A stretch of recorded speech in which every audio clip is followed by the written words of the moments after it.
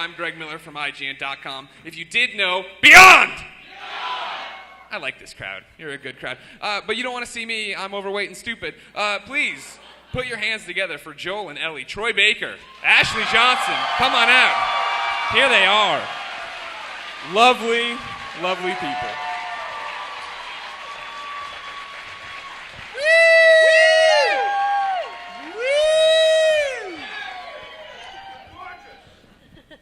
Goes for her, right? It was for the entire panel. Why did I look up? I immediately went, oh, thank you. Arrogant. I spent extra time on my hair today. Yes, I did. Many midgets had to die for my hair. Don't ask the process. It's from a unicorn tail. That's is. so stupid. A little bit of unicorn fart. You didn't even give it a chance. No, You're I like, know. I'll try to be funny. Now I'm going to kill That's it. my right hair on the dryer table. is a unicorn farting.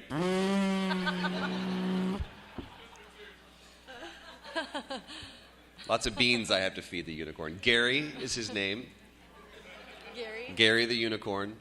What does Gary the unicorn sound like, Troy? Guys. We're off to a great start. Well, I think when you're talking about subject matter as serious as The Last of Us, it's always great to start with unicorn farts. That's how you... two-part question for both of you to start off with. How does it feel to be in the best game ever on the PlayStation 3? Wow. Second part, how does it feel to be in the upcoming best game ever on PlayStation 4? When we started making this, sometimes you need to wait and see, and you need to, things start to have to kind of come together when you finally realize, oh, this is going to be something that's really, really good. When we sat down and did the first little kind of, Neil Druckmann and Bruce Straley, the creative directors, both, absolutely. Both gave us their pitch that they gave to Sony. They sat down and they said, so we want to take you guys and walk you through the whole storyline. We got some storyboards, some kind of concept art that we want to show you guys. And it was probably about an hour and a half, maybe I think. We were at Culver Studios, which is where we shot The Last of Us. And they get done and they're like, and that's the end. And I was like, cool, so why don't we just take 5 real quick and you guys can go to the bathroom, whatever you need. We're like, yeah, cool, we're just going to go outside. And Ashley and I walked outside and we're like, I'm going to throw up. I barfed in some bushes. It was... I was like, oh my God. Because we knew then, and I looked at you and I said, if this thing fails, it's because of us. Because there's no weakness in the story. There's no weakness. Clearly, Naughty Dog knows how to make a game. So we knew... You are the weakest link. Goodbye. Yeah, you are the weakest link. That's me. So, I mean, it was... We felt pressure from the very, very beginning, but we knew from the very beginning that this was going to be a benchmark game. It was going to... This game was going to say something, and it was going to mean something. And we just wanted to do our very best from the very beginning to make sure that we honored that and that we could do our part to live up to it. And I think so far, I mean, people have... Especially with what Ellie did, Ashley did. Sorry, might as well. I think we said something in games, don't you guys think? I mean, yeah. So then, Ashley, how do you go from barfing in the bushes to bringing Ellie to life? Because like, there's a lot of you in that character, isn't there? Yeah, I think we worked on this for over 3 years. Yeah. Almost 4 years? Well, it was about, by the time the game finally came out, we were just a touch over 3 years, because we started November of 2010, Yeah. and then the game came out in June 2013. So I think over that period of time, already when I saw, sort of the character description for Ellie and the concept art, I was like, I am this girl. Besides the fact that she's 14 and I'm not, but I basically am like a 14-year-old girl because I'm super immature most of the time, all the time. But yeah, how did I go from barfing to playing Ellie? Is there a lot of character work, done with Neil? Like, do you have long conversations with him as far as, like, what he thought it was and where you thought the character was? Yeah, Neil's amazing because, every time we would have a shoot day or he would give us, the stuff that we were doing for the week, we would have a rehearsal day and we would get to talk about it with him. And that was incredible because it's like even with other stuff that I've done, you oftentimes you don't get the time to do that. And so, with Joel and with Ellie and we had a lot of time with Neil to sort of sit down and really talk about the characters. And so we all were sort of able to create these people together. And that didn't just happen while we were shooting, too. Neil and Bruce both were so open, and there were many conversations like I would have out on my balcony with Neil and well into like late at night really trying to suss out just these specific scenes and what they meant to the story and what they meant to the characters. And it was that way with all of us, too. This wasn't just like, okay, let's punch in and do these scenes. These were conversations that were being had off-site and after hours, and we lived with these characters, not nearly as much as Neil and Bruce did for so long, but we would have conversations about this. And the greatest thing that came out of this game and this experience is this, because I love her like a sister. That's a wait. rare. Whoa! Who outed that? Yeah. Ow! That's not the that is the wrong That's place hot. to jump with that. But yeah, it's the relationships that we fostered. It's the friendship that I have with Ashley, and it's the relationship and the friendship that I have with Neil and with Bruce that you can't replace those things. But yeah, there was a lot of time spent with character work. So for you then, Shore, for Ashley, Bless you. For Ashley to Ellie, there's a lot of her in it, right? Just from the get-go, except 14-year-old girl. She's a 14-year-old girl, covered. For you, how do you get into a character like Joel? Like, he's seen some shit. Oh, and by a round of applause, who has not beaten The Last of Us? Yes. Yeah, all right, great. So, Troy, I imagine you've never had your daughter shot in front of you, killed, die in your arms. Like, how do you get into that mindset? That you know of. It's so funny. When I walked in for the meeting, the first meeting on this, I said straight away, I was like, so anybody want to talk about the white elephant in the room?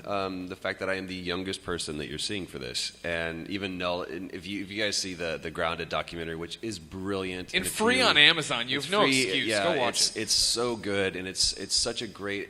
It's kind of... Anybody watch King of Kong, that documentary? Woo! Okay.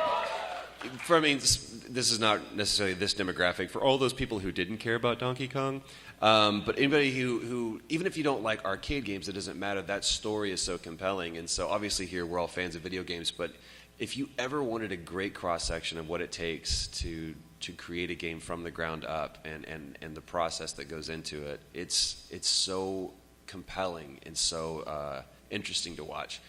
But when I walked in, I was like,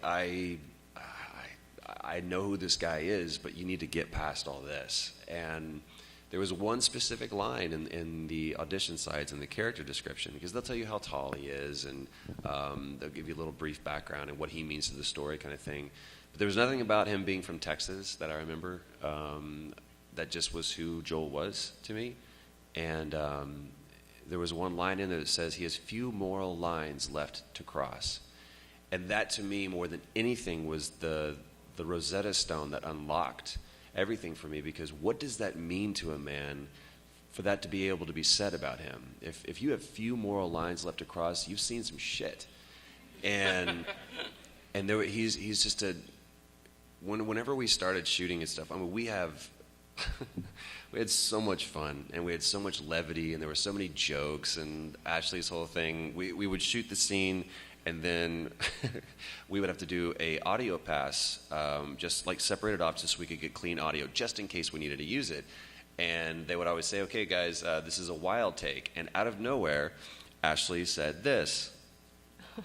we're going wild. But then, like, it turned into this weird thing. Like, I had a cauldron in front of me, and I was, like, stirring something. And so, I think because we would just get really loopy and tired. I was like, we're going wild. but it became this thing at the very end. It was like, okay, guys, we're good. And normally, like on film, you would say checking the gate, which means we're basically moving on. We're just making sure there's nothing wrong with the camera or whatever. And it was like, okay, guys, I think that's it. Ashley, she's like, we're going wild. So we had all this fun, but it was to offset the fact that that we did some really heavy work. And whenever you step into that role of Joel, people, and we said this before at other panels, it's like, do the voice of Joel. It's like, well, it's not just like a voice that I do. There's a character that is Joel. He's a person to me that exists. And when you slip into that, that's just how you sound. It's not like I'm doing a voice right now. I'm just talking like me, and it's kind of the same thing. And I know that sounds really Meisner and kind of actory, high-heady, but it's the truth. And Joel is heavy. And that scene specifically, again, if you watch the Grounded documentary, that scene messed with me, man. It really jacked me up. I was done by the end of the day, and I remember walking off stage and going outside of the parking lot and calling my wife and just, when you decide that you're going to jump over that fence that your mind puts up to protect yourself from all the Mute your fucking no phones, shit,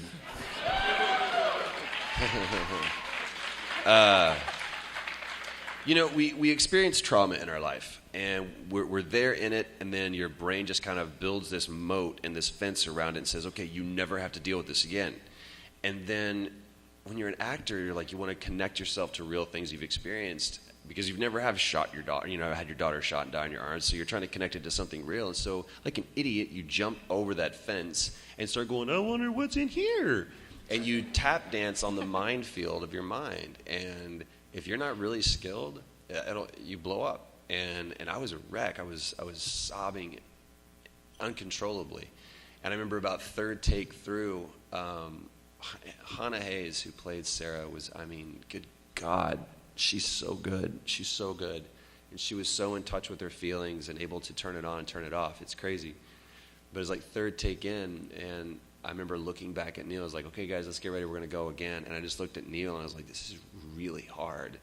And it was a very revealing moment about me. And then to shoot all that, and then 2 weeks later, Neil goes, so we need to reshoot a scene. I'm like, no. And I was mad at him. I was pissed.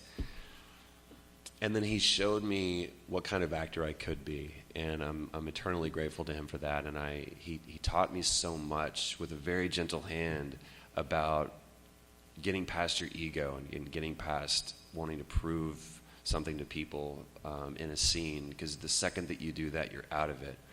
And it was great. And so what you actually see, the result, that moment, how it hits you, happens not because of me, but in spite of myself. And it's one of the greatest moments I've ever had as an actor. It was great. I don't know how we got into that, so thank you.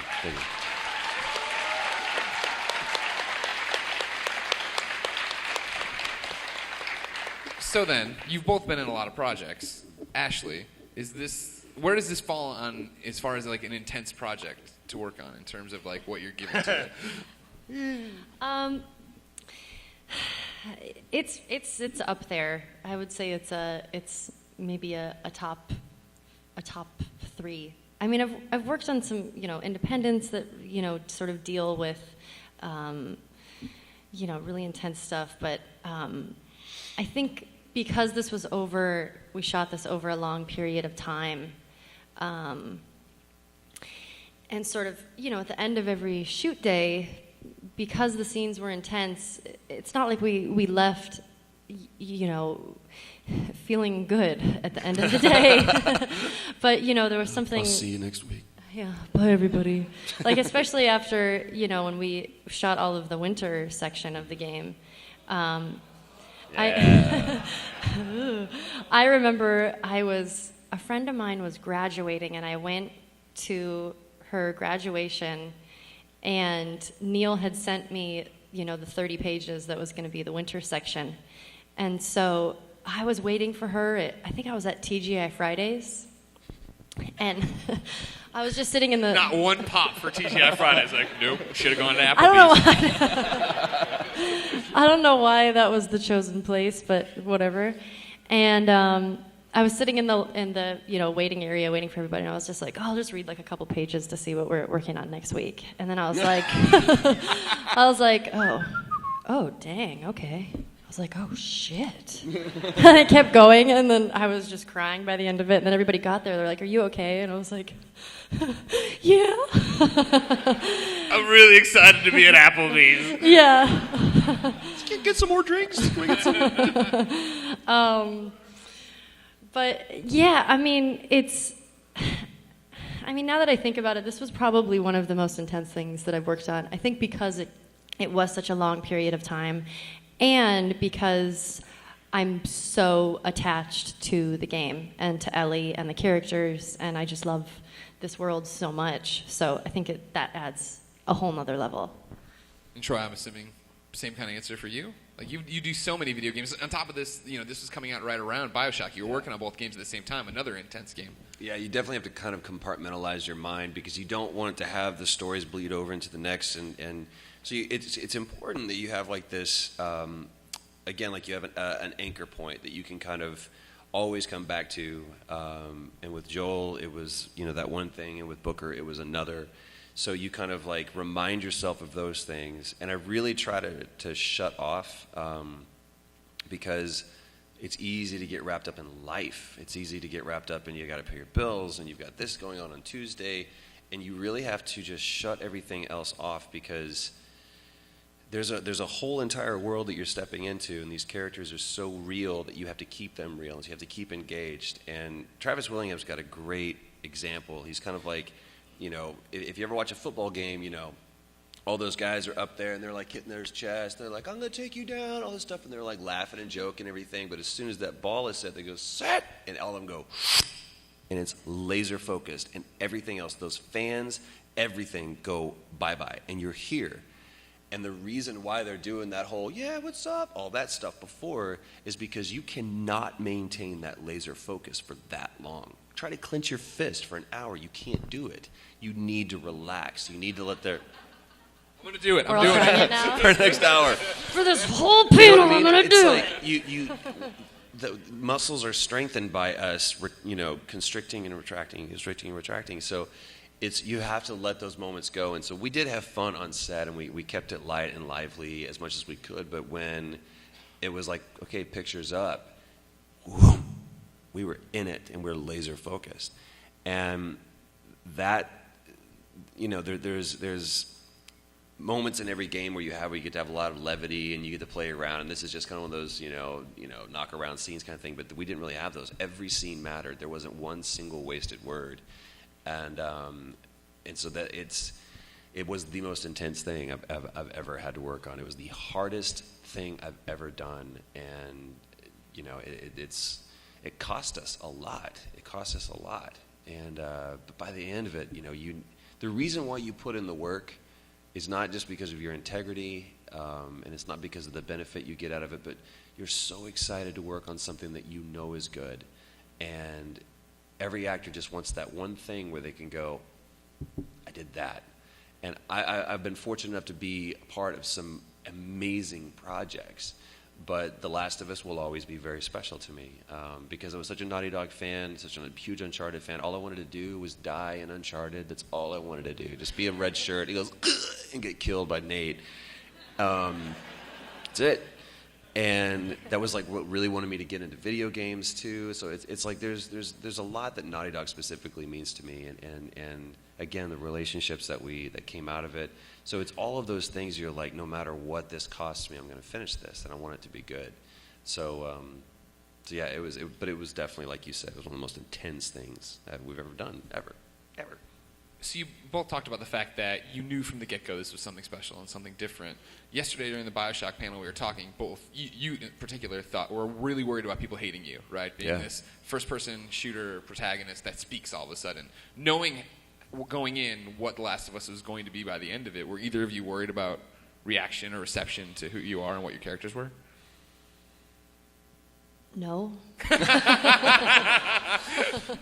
I think specifically with the ending, when Neil told us the ending, both of us were like, I mean, you loved it.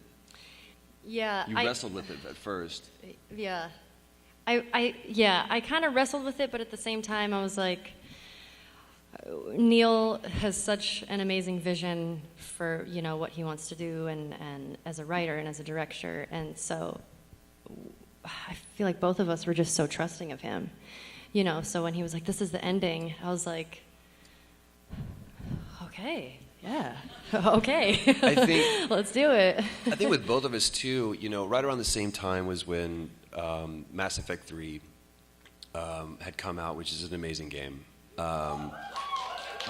Yeah, and go FemShep.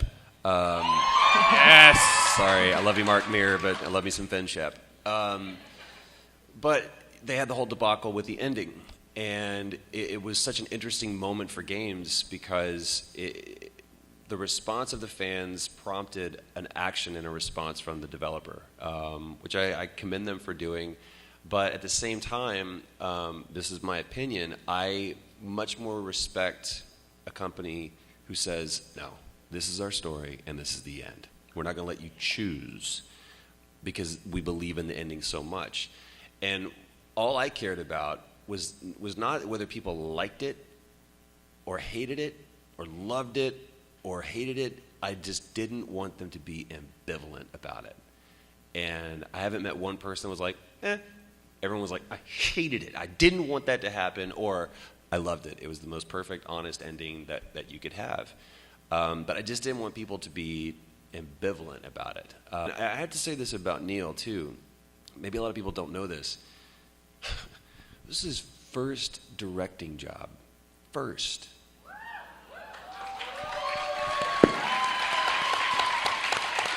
I mean, and he stepped up to the plate more than anybody in this thing because there was a change that needed to happen, and so he's like, I guess I'm going to do this.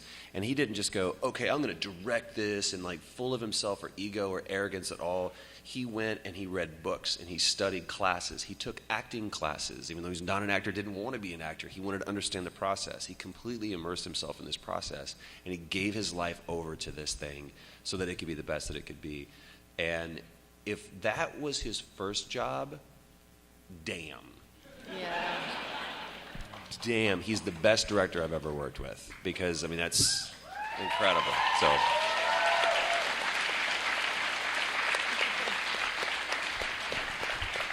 see, for me, it always at this point devolves into game theory, right, of what we're talking about. The fact that Mario, right, Neil plays that, or he plays whatever old games he played to get to where he is now, to make this thing where, I don't know if you understand this in the audience, 5 years ago, panels like this didn't happen, and nobody knew who voiced games or directed or wrote them because it didn't matter. And now we're at this point in video games where we really are, we've left the launch pad. Right. Things are different now. Things have changed. You care who plays your games. You care who writes your games. It's major news stories when it happens, right? And so imagine the 7-year-old, 8-year-old, 9-year-old who shouldn't be playing it because it's rated M for mature, but is because of lax game buying policy. But they're playing this, you know what I mean? Last of Us is someone's first video game. Jesus. In 30 years, what are they going to be creating in this space? And that's when you get to the point of like, it's over. It's all changed. You know what I mean? Like I always talk about, and I will let them talk because I know you came to see them. I always talk about, you know, video game violence in Congress and all that stuff. That's going to die out when those senators die, and they all need to die because we are the generation that have grown up with video games. You know what I mean? Like, soon enough there will be a president who had an NES and played all these video games and did all these things and understands what the medium is and what it can be. And right now, tip of the sword right now with this kind of stuff. This, Walking Dead, BioShock. There's games that are changing the way we think about video games. Well, I'll also say that if we have a president like Frank Underwood from House of Cards, then this whole gaming thing will not be a problem. We have bigger fish to fry then. All right, so Ashley, you said that, you know, the only difference between you and Ellie was the age gap. So were you surprised to find out you're gay?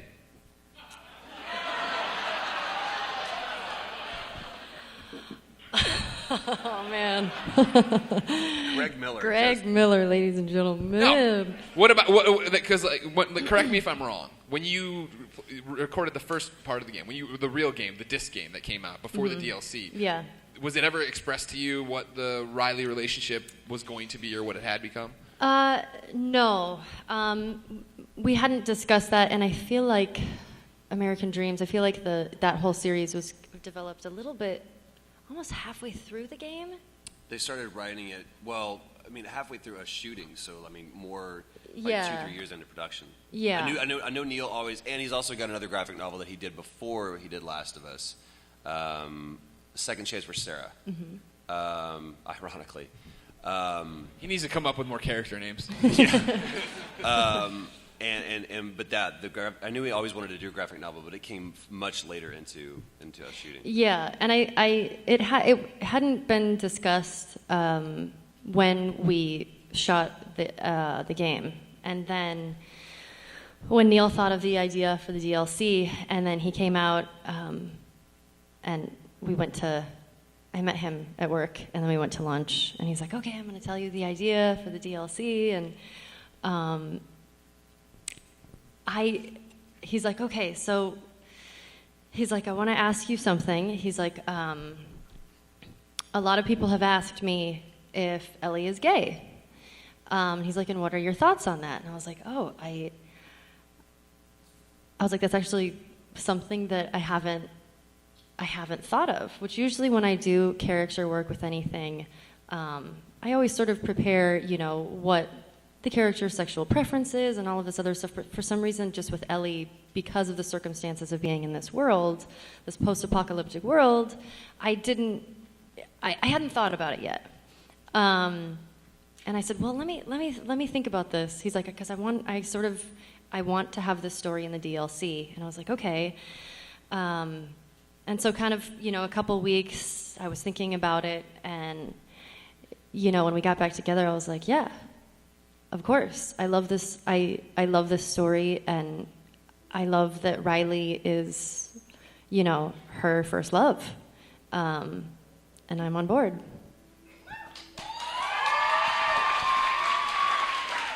So you go through all that, you film it, it comes out. Were you prepared for the reaction? Like, it's one of those things where there were so many opinion pieces and blogs and tweets, written about how this touched people in a way they didn't expect it to. You know what I mean? Whether it be that this is I saw so many tweets and so many letters to Podcast Beyond that this is my story. You know what I mean? Without meaning to, They told my story of how I discovered who I was. Yeah, I think I was more prepared for the negative comments because we're sort of so used to that anyway, and internet. Because the interwebs. And yeah, so I was more prepared for people to be like, "No, Ellie's not gay," or I knew that there was going to be negativity with that. But I think I was a little less prepared for the impact that it would have for a lot of teens or anybody that they are gay. And I've seen so many videos on YouTube, and this one girl in particular, and I was just talking about her the other day, and I cannot remember her name. And she posted the video, and it was her playthrough, and her first realization is when they're in the photo booth. And she's watching, and she put her hand over her mouth, and she goes, "Oh, wait a minute." And then as it went on, and then after the kiss, and she just broke down, and she paused it, and she's like, "I gotta stop this for a second. If I would have been able to play this when I was this age, this would have made life easier for me." Wow. And I just completely broke. Yeah. I hate crying in front of people. No one look at her.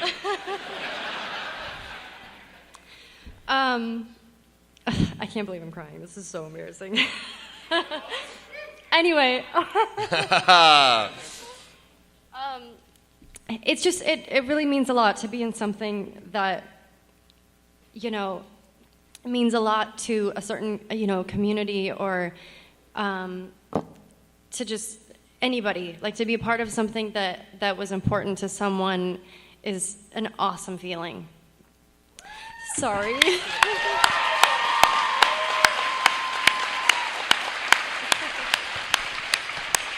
And I think I'm crying because we shouldn't have done the autographs beforehand, because I got to meet some of you where you all said such amazing things, and so it's your fault.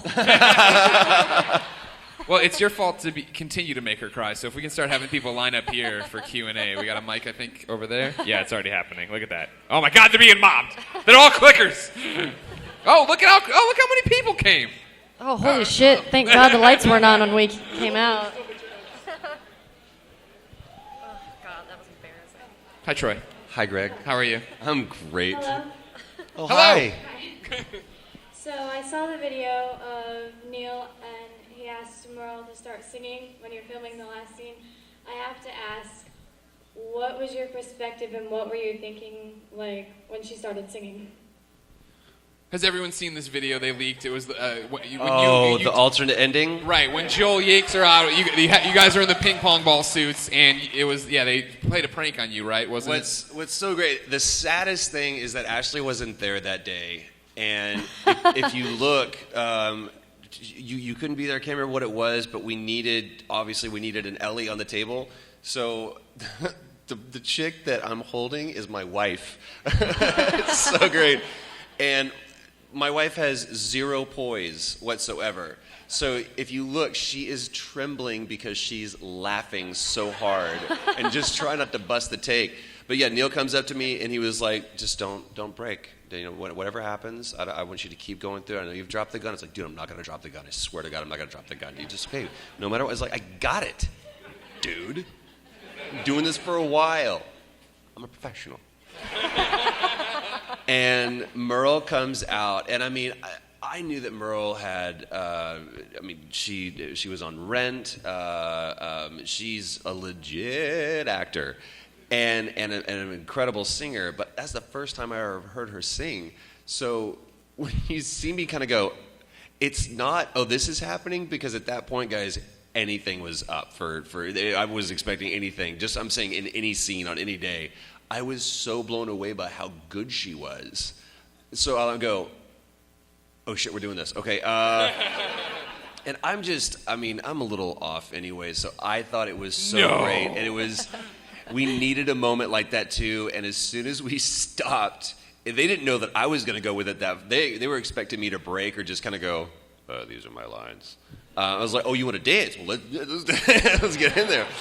The only thing is, and the original idea was to fully animate it. I know, and then, you know, after much deliberation, they decided they should probably just make the game, put the game out. That's why it was delayed. It was a weird decision by the brass, you know. But I would still love to see that happen. I mean, if we could just, you know, the hundreds of thousands of dollars in resources that it costs to have that little joke done. But yeah, it was great. I'm glad that people liked it. Thank you. Thank you. I understand it takes a whole team of people to bring these sort of characters to life. Yes. When that happens, what's it like seeing these characters, knowing that you helped bring them to life and fully realize them? Oh my God. Humbling. I mean, hello, I'm crying in front of a bunch of people. I think, have you ever been to the Grand Canyon? Yeah. Okay. You know when you stand out at the, like, you're so jazzed to be there, and then you actually stand and you take in the magnitude of it all, and you realize how small you are? Yeah. That's the same feeling. When you look and you meet face to face all these people, like, oh, this is Tal. He's the guy who's been literally looking at the reference video and matching every little nuance, every idiosyncrasy that you gave, a raised eyebrow, a furrow, whatever. He's been making that Joel.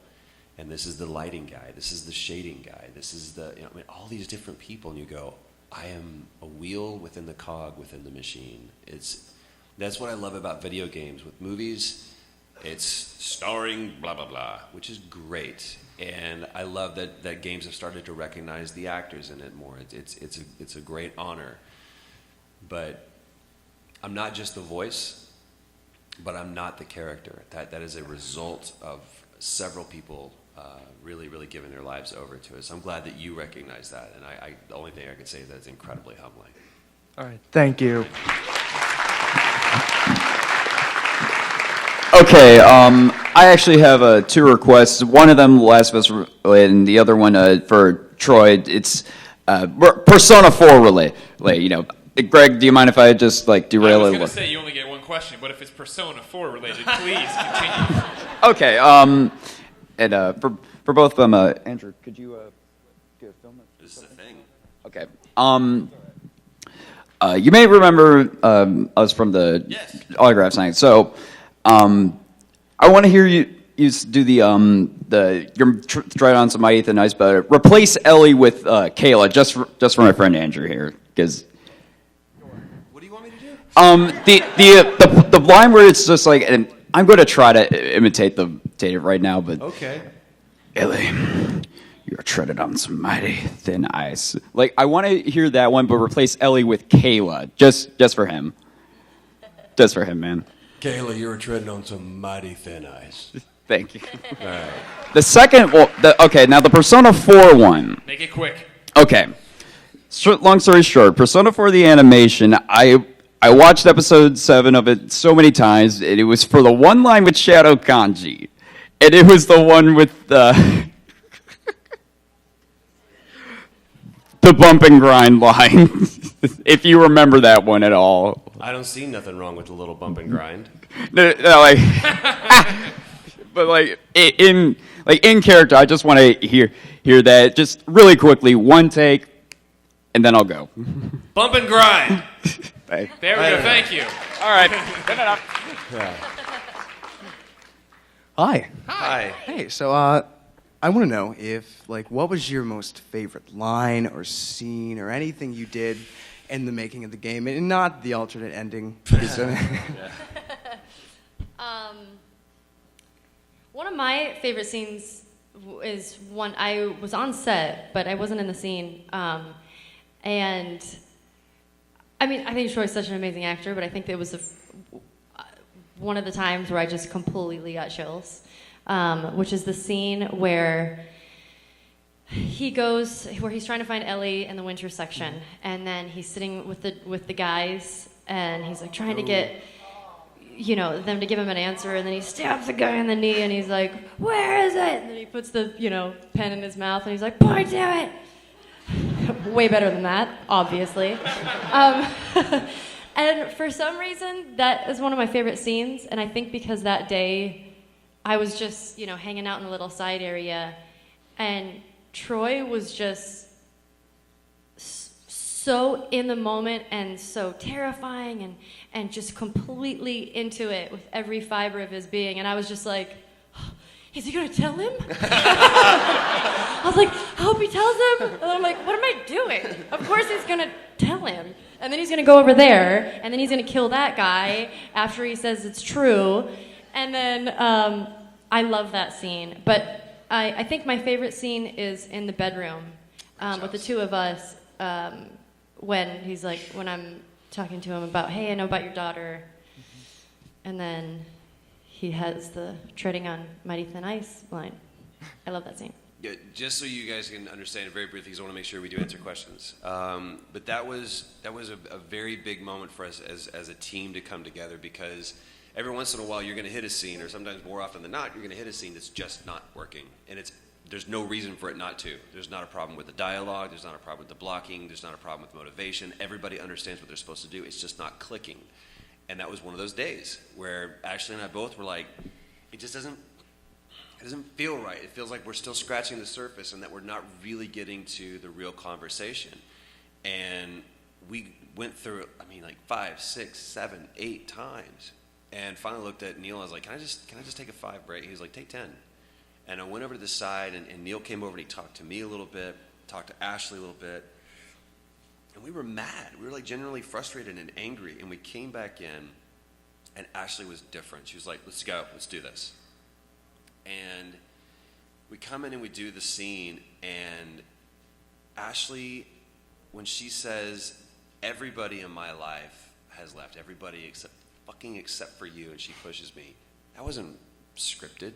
That wasn't written. That was just her being in the moment. And as soon as she did that, I mean, we were laser focused in that together, and it was such a great scene. And I love that scene because of that, because it came as a result of all of us working really, really hard. When we could have just accepted, okay, nobody quit, and we stayed in it until it was right and it was perfect. So that's probably my favorite scene too. All right, thanks a bunch. Hi. I was wondering who you would want to play your characters in a movie version of The Last of Us.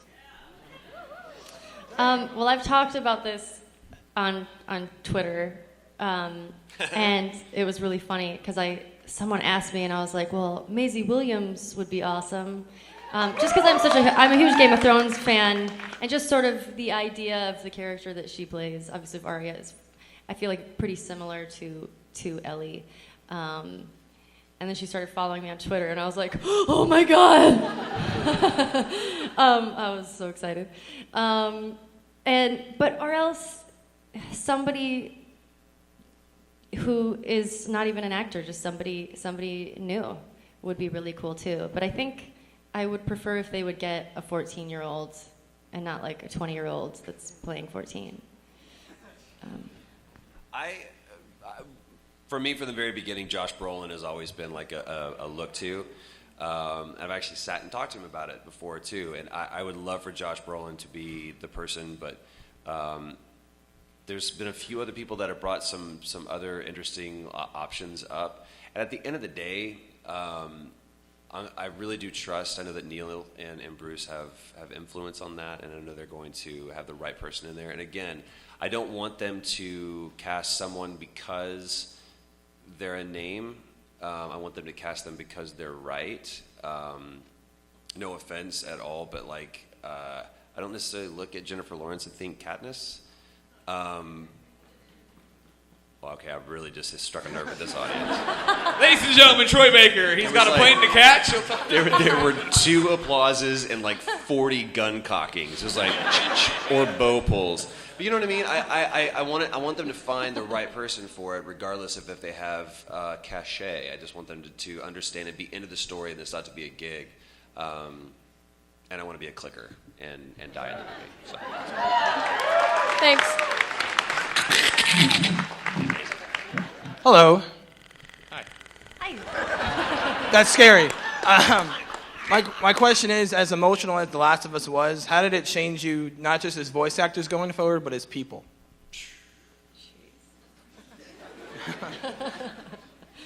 Man, I meeting this kid over here has changed my life in so many ways. I mean, he really is like my brother, and just one of my best friends. I'm gonna cry. And you know, I think that's why we're so connected with it, because I think some people could be like, okay, everybody, calm down. But we're such a family, and we're all just so attached to each other, and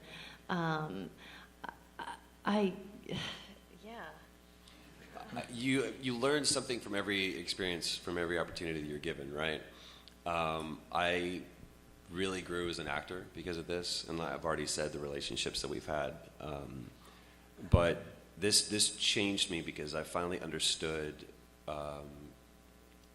what it's like to really be committed and grounded into a character, and not just do the work, but actually live it. And it's forever changed me.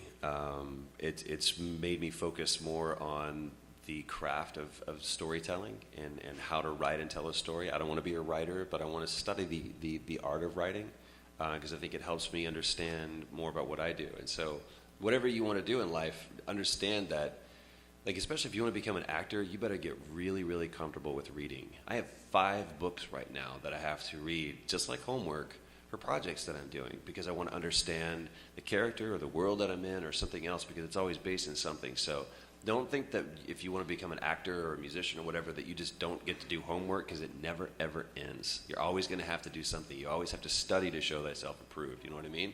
So, But it's fun homework. Yeah, I mean, Yeah. it's great work. It's fun, but it's still hard. It's really, really hard, and you're going to find yourselves like we've gotten the best weapons training because of doing games. Like I'm serious, man. Like on Shadow of Mordor, I got to learn about swords. I've gotten to ride, learn how to ride horse and become like a really fond lover of horseback riding and guns, shooting every kind of gun. It's great. So there's benefits to it, but it's not just a walk in the park. It's not just this is something that costs you, and sometimes we work 26 hours a day to give you guys something that we'll be proud of and that you'll be proud of as well. So. And side note, another thing, because I turned into a freaking bumbling, I can't even, I'm going to make up words, everybody, just because it's fun. I think another thing, because after the DLC, I think it's influenced my life so much more because I get so many comments from people that have had sort of a hard time in school, which I was one of those people, and I think that's why it means so much to me to be, having that response of someone saying like, hey, this is helping me through, or this is making things a little bit easier for me. And that has been so unbelievably rewarding and wasn't there before I did this game, So that's another thing. Good job. Thank you. Thank you. Hi, I'm Charlie. My wife made your bracelets, but Hi, Charlie. on another Hello, note, that's Leah. She made these. You did this? I can't see you. Wait, no, not this. You made my watch? You made my watch. You're still here, right? You're in the dealer's booth, and it's Geek Outlet. And it's Geeks. Geek Outlet. Geek Outlet.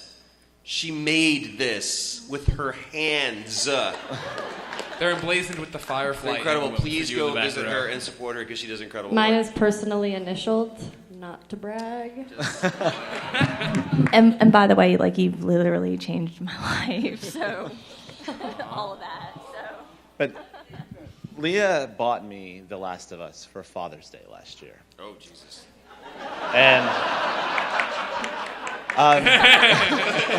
Here we go.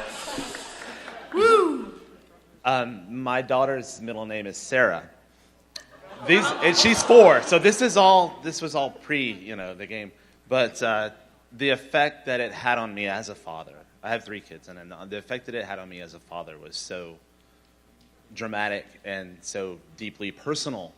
It's the most personal game I've ever played. And to think that there are people that I never met who all work together to make something that talked to me on such a personal, individual level was just astounding. But I wanted to know, how do you feel that playing Joel will affect your being a father? Oh, my God. We've all experienced loss on some level. And what I learned through not only making it but also playing it, because those are 2 different experiences. We sat and we played through that together at my house the night after the launch party, and it was a surreal moment for both of us, but we were both absolutely devastated by the end of it, not because we were so proud of our performances, which we were, but we were experiencing it just like a player. But I've experienced loss in my life before, and to even be able to glimpse behind that curtain and understand what the most horrific loss could ever be just to even understand what that means from an empathetic level,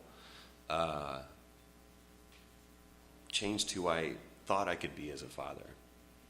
I'm a selfish guy, and that taught me that when that happens to you, when you create a life and you bring it into this world, that is truly the point, that's the greatest accomplishment you could ever have, is to bring something into this world and have it go out, to take all the best parts of you and none of the bad, hopefully, and spread that throughout the world. That's the greatest accomplishment you could have, in my opinion.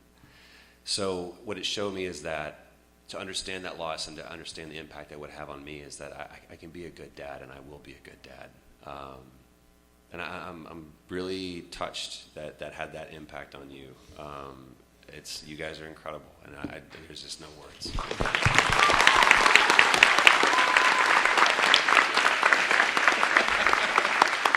Now, I have one quick question here, Ashley.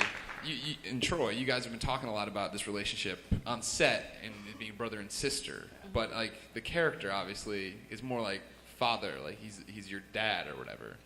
Yeah, he's definitely Ellie's only father figure that she's ever had. Is he a good dad? He's a great dad. In fact, hold on. Oh, snap. So there's a present for you. Okay. So even though Joel was not Ellie's father, he was definitely someone very important to her and basically like a dad. So here's a mug for you. That says, best dad ever.